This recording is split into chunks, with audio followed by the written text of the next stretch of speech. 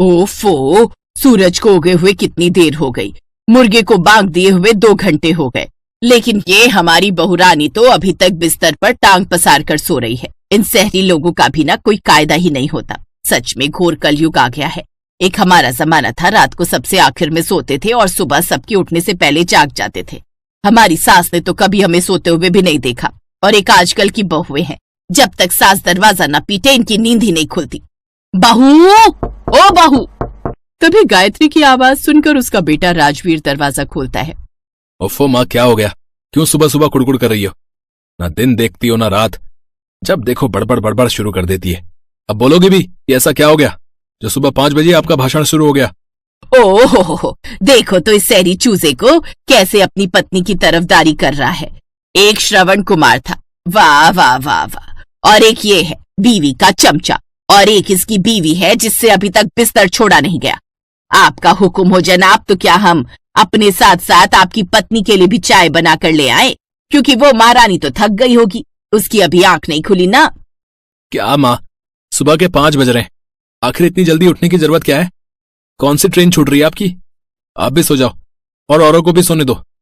और आप जानती है ना, नौकरी वाली बहू है आपकी, एक बार उठ गई तो सारा दिन उसे कमर सीधी करने को नहीं मिलेगी। बस इसीलिए मैं तुम्हारे बाबूजी से कहती थी कि गांव की लड़की लानी है अपने बेटे के लिए। अब शहरी लड़की ने बांध दिया ना अपने पल्लू से तुझे। अरे उस महारानी को जाकर बोल हमारे लिए चाय बना कर ले आ। ये कहकर गायत्री वहां से चली जाती है। अंदर प्रियंका ये सब बातें सुन लेती है। वो उनसे कहती है, देखा तुमने राजवीर, माँ जी रोज मुझे इसी तरह ताने मारती हैं। सब काम करके ऑफिस जाती हूँ तो भी ऐसे घूर कर देखती है जैसे मैंने ही उन्हें सब काम करने के लिए बोला हुआ हो। जानता हूँ प्रियंका, माँ शहर में तो रहती है, लेकिन आज भी वो हर बात के लिए हमें गांव से कंपेयर करती रहती है। मैं बेटा होकर उनके इस बिहेवियर से दुखी हो चुका हूँ, तो तुम तो फिर भी बहू हो, तुम्हारा वो क्या ही हाल करती होंगी मैं समझ सकता हूँ। मुझे लगता है उनको मेरे ऑफिस जाने से परेशानी है। ठीक है, तो मैं ऐसा करती हूँ, कुछ महीनों के लिए वर्क फ्रॉम होम ले लेती हूँ। अब प्रियंका घर से ही काम करने लगती है, जिससे अब उसे घर के काम भी साथ साथ करने पड़ते। जल्दी खाना ला बहू, अब क्या अगले साल परोसेगी खाना? ना जाने इतनी सुविधा होते हुए भी इतनी देर क्यों लगती है इन्हें। कुछ देर बाद प्रियंका अपनी सास को खाना परोसती है, जिसे खाने के बाद, ओफो ये क्या है बहू, इस दाल चावल में तो 10 पैसे का भी स्वाद नहीं है। लेकिन माँ जी, मैंने तो अपनी तरफ से पूरी कोशिश की थी। लेकिन खैर, इसमें तेरी गलती भी नहीं है। इस शहर के खाने में तो कुछ भी स्वाद नहीं है। खाना तो हमारे गांव के चूल्हे पर बनता था, जिसका स्वाद ही अलग होता था। क्या ताजा स्वादिष्ट खाना होता था। खैर कोई नहीं, मन मार कर यही खा लेती हूँ। दिन का काम निपटा कर प्रियंका ऑफिस के काम में लग जाती है। फिर शाम को वो अपनी सास को चाय बना कर देती है, जिसे पीते ही गायत्री उसमें भी नुक्स निकालती है। इस शहर का ना तो पानी अच्छा है और ना ही दूध, ना जाने कैसे मिलावट करके आता है। इस नास पीटे आरओ का पानी पीकर तो मैं बीमार रहने लगी हूँ। गांव के कुएं का वो शुद्ध पानी पीकर लोग 100-100 साल तक जिंदा रहते थे। अपनी सास का गांव के प्रति लगाव देखकर प्रियंका अपने पति से बात करती है। मुझे तो लगता है माँ जी तो यहाँ आ गई है, लेकिन उनका दिल उसी गांव में रह गया है। उस गांव में ऐसा क्या है जो माँ को वहाँ की इतनी याद आती है? आखिर कोई कमी थोड़ी ना छोड़ी हमने यहाँ माँ के लिए। उनकी पसंद की हर चीज है यहाँ। लगता है बाबूजी से बात करनी होगी। राजवीर अपने पिता के पास जाता है। बाबूजी, माँ पहले भी गांव की बात करती थी, लेकिन मैं देख रहा हूँ जब से प्रियंका इस घर में आई है ना, तब से वो हर बात को लेकर उसके पीछे ही पड़ गई है। बाबूजी, प्रियंका शहर की लड़की है, पढ़ी लिखी है, वो माँ की इतनी सेवा करती है, फिर भी वो हर वक्त गांव से उसके हर काम को कंपेयर करती रहती है। अब तुम्हारी माँ की इस आदत से तो मैं भी परेशान हो गया हूँ। बड़ा शौक है ना उसे गांव जाने का, तो तुम हम सबकी ट्रेन की टिकट करवाओ। कुछ दिन हम इसको गांव लेकर चलते हैं, वहां रहेगी तो क्या पता उसका थोड़ा पारा कम हो जाए। अब वो दोनों अपने ऑफिस से छुट्टी लेकर कुछ दिन उनके साथ गांव चले जाते हैं, जहां उनका पुराना झोपड़ी वाला ससुराल होता है। अपने उस झोपड़ी वाले ससुराल को देखकर प्रियंका कहती है, हैं? झोपड़ी में ससुराल? राजवीर, क्या माँ जी इसी झोपड़ी के लिए हर वक्त गांव-गांव की रट लगाए रहती थी? यहाँ तो ना तो डबल बेड और ना ही कोई सुविधा, फिर इस खाट और चूल्हे के लिए माँ जी इतना गांव-गांव करती थी। बहू, इस गांव में कोई सुविधा नहीं थी, तभी तो हम शहर गए और वहां खुद की मेहनत पर मकान खड़ा किया। लेकिन तब भी वो हमेशा मुझे ताने ही देती थी कि मैं उसे यहां से ले गया। लेकिन अब वो यही व्यवहार अपने बेटे बहू के साथ करेगी तो आखिर कैसे चलेगा? मैंने ही उसे इस घर से दूर किया था ना, इसलिए अपनी भूल सुधारने के लिए उसे यहाँ उसके झोपड़ी में ससुराल में लेकर आया हूँ। मैं भी तो देखूं वो कितने दिन रह पाती है इस झोपड़ी वाले ससुराल में। उस झोपड़ी वाले घर की साफ सफाई करके प्रियंका चूल्हे पर खाना बनाने जाती है, लेकिन काफी देर तक वो आग जलाने की कोशिश करती है, पर उससे वो आग नहीं जलती। आखिर में उसकी सास आकर चूल्हे में आग जलाती है, जिस पर प्रियंका खाना बनाती है, लेकिन चूल्हे की आग से घर में धुआं धुआं हो जाता है और प्रियंका खांसने लगती है। फिर जैसे तैसे खाना खाकर वो सब सो जाते हैं, लेकिन उस रात उनमें से किसी को भी उन खाट पर नींद नहीं आती।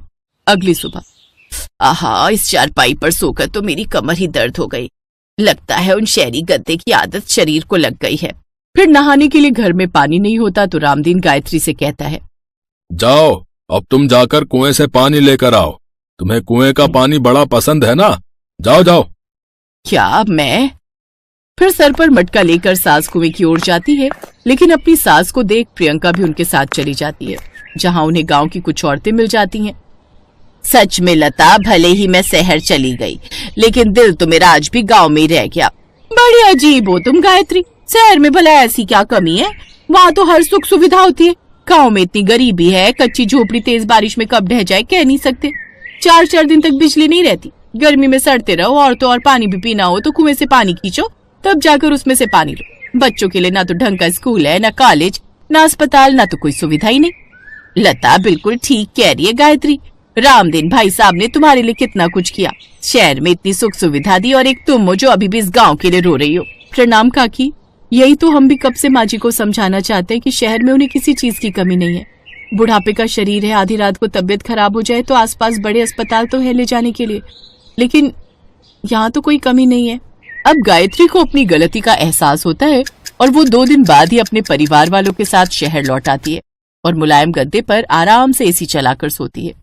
अब वो कभी गांव को शहर से कंपेयर नहीं करती और ना ही अपनी बहू पर कभी भी इस बात का गुस्सा निकालती। ज्योति अपने माँ पापा के आने का इंतजार कर रही थी। बार बार वो चौखट पर जाती और देखती,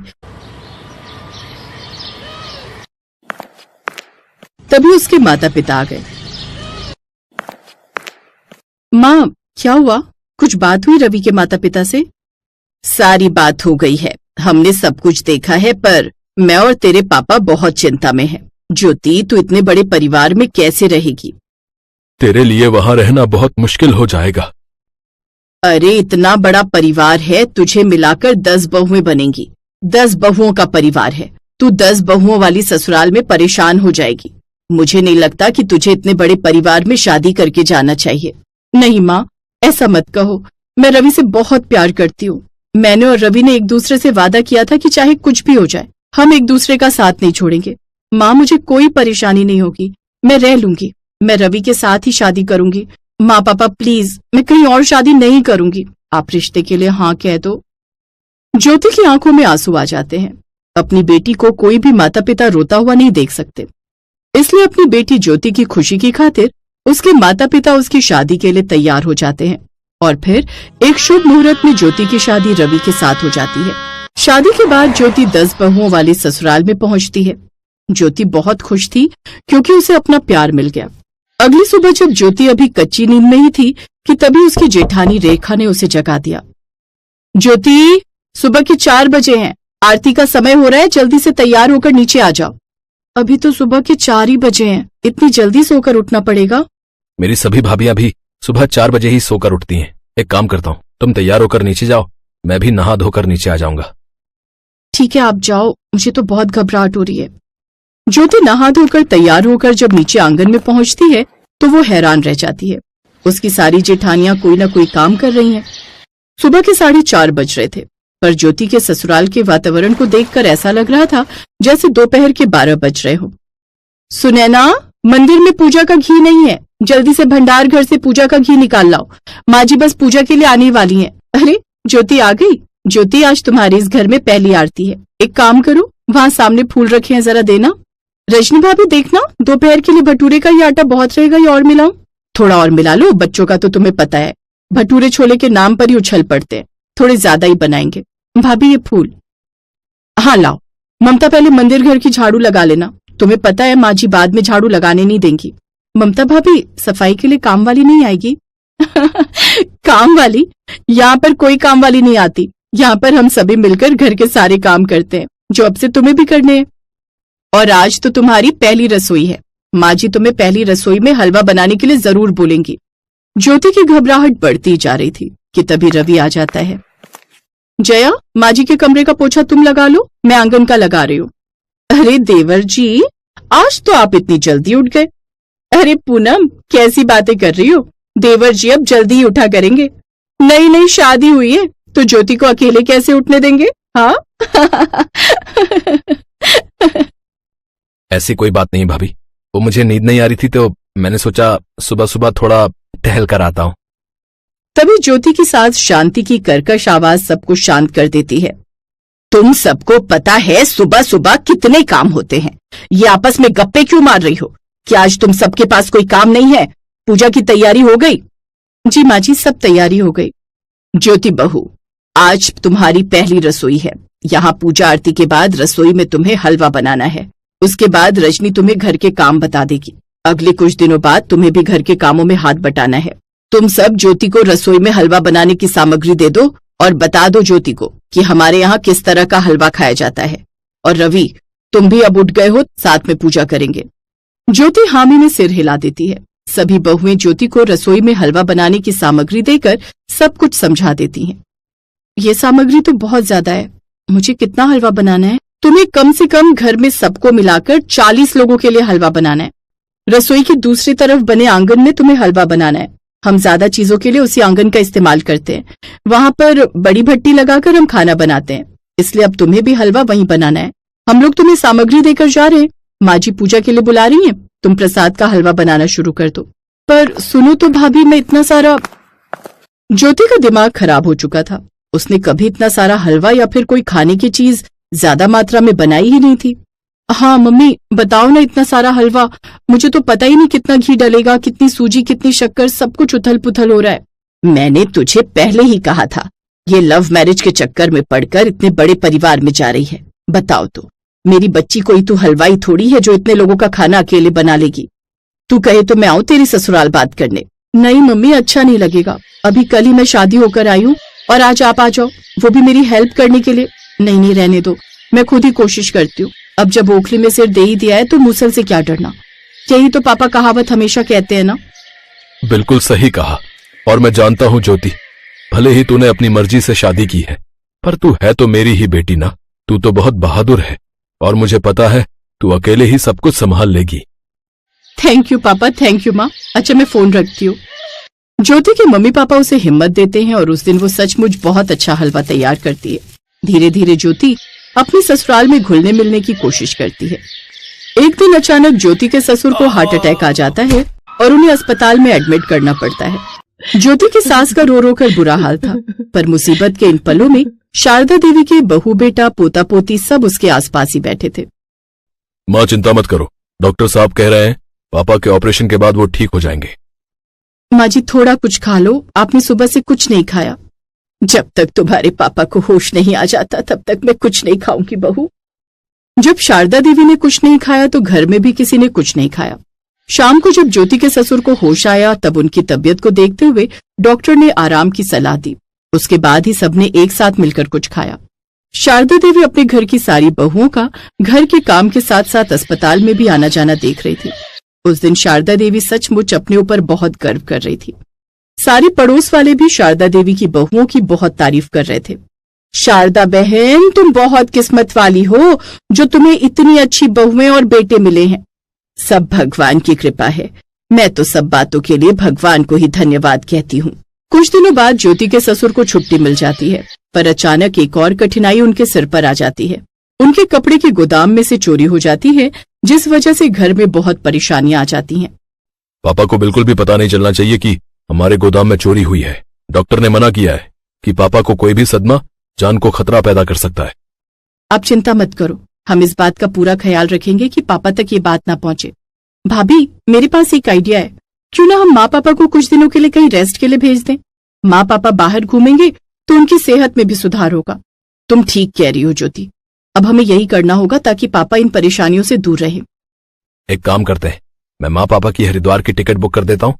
पापा गंगा किनारे रहेंगे तो उन्हें सुकून मिलेगा। शारदा देवी देखती हैं कि उसके बेटा बहू उन दोनों की कितनी चिंता करते हैं। शारदा देवी की आंखों में आंसू आ जाते हैं। तुम सबके कहने पर मैं हरिद्वार तुम्हारे पापा को लेकर जरूर जाऊंगी, पर अकेले नहीं, क्योंकि तुम्हारे पापा को सब सच पता चल गया है और वो जानते हैं कि उनके बेटे बहुत होनहार हैं। वो फिर से अपने घाटे को भी पूरा कर लेंगे और उनका काम भी अच्छा हो जाएगा। कहते हैं मुश्किलें कितनी भी आए, पर जब परिवार में एकता होती है तो हर मुश्किल से लड़ना आसान हो जाता है। परिवार को चलाने के लिए आपसी एकता और सूझबूझ की बहुत जरूरत होती है। यही सूझबूझ और आपसी एकता शारदा देवी की बहुओं के बीच थी। आज उनके ससुराल में इतनी परेशानियों के बाद भी सबके चेहरे पर मुस्कुराहट थी, जिसकी वजह थी उनका आपसी मेलजोल और आपसी प्यार। शारदा देवी ने भी अपने व्यवहार में थोड़ा बदलाव किया। हरिद्वार से घूमकर आने के बाद शारदा देवी ने घर में साफ सफाई के कामों के लिए नौकरानी रखने की इजाजत दे दी, ताकि घर की बहुओं को थोड़ा आराम मिल सके। अपनी सास में आए इस बदलाव को देखकर शारदा देवी की बहुएं बहुत खुश थी।